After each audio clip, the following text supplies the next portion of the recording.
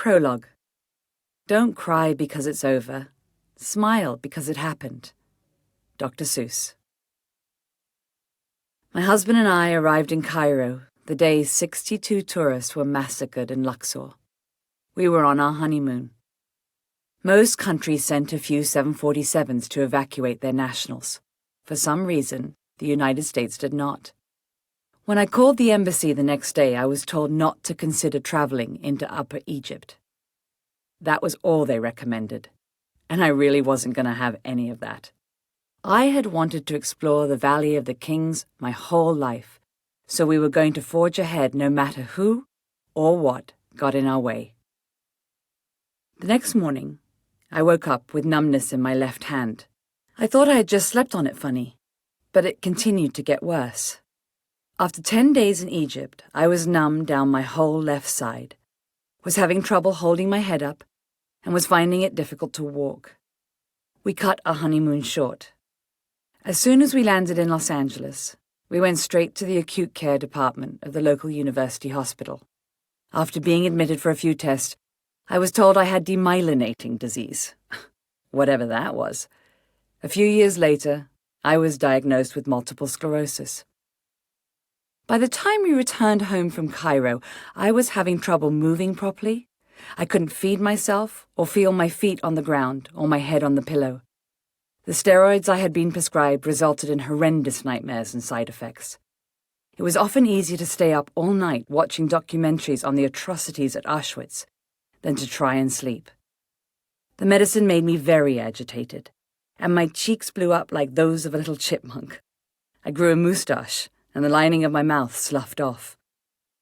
On the bright side, the obsessive-compulsive traits associated with these steroids allowed me to get all my wedding notes done, and my Christmas shopping finished with plenty of time to spare.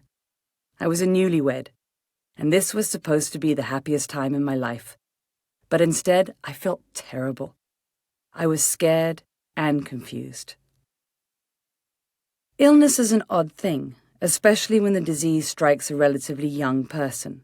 I was 27. Many are faced with their own mortality earlier than they would like.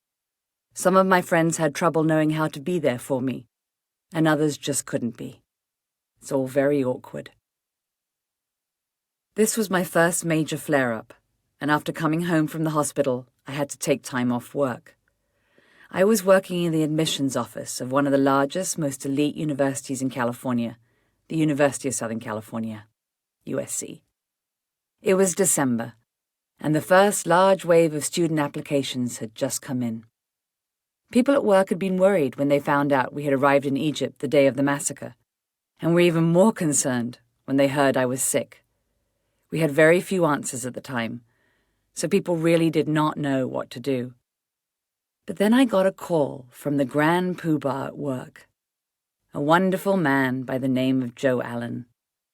He was a vice provost of the university, and hundreds of employees answered to him. I had always liked and respected him greatly. Joe insisted on coming to see me. His persistence amazed me, as I felt that I was such a small cog in the workings of the university. We sat and chatted for 4 hours. He didn't try to force me to be cheerful or talk me into making choices then and there. He simply gave me the space I needed to talk about what was happening to me, as much or as little as I wanted to do. I remember wondering why he was staying so long, worrying that I was keeping him from his important work. It was a Friday afternoon, and I knew that everyone at the university had had a very tough week. Maybe he needed this quiet and thought-collecting time as much as I needed his care and presence. By the time my visitor left, I was utterly exhausted. But something inside of me had changed. There was a settled peace within me.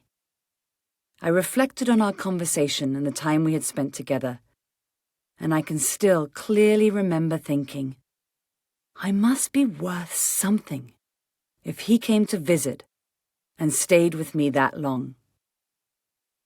That afternoon changed my life. Joe had given me an amazing gift. The permission to think I might just be worth something. And I needed that more than anything in the world. It felt good. It felt kind, and it felt empowering. I became aware of a new resolve, not to let my currently difficult situation take over, not to live as a victim, to live the way I wanted, and not how others wanted me to. Not only that, but he had given me permission to start looking at what I wanted in life.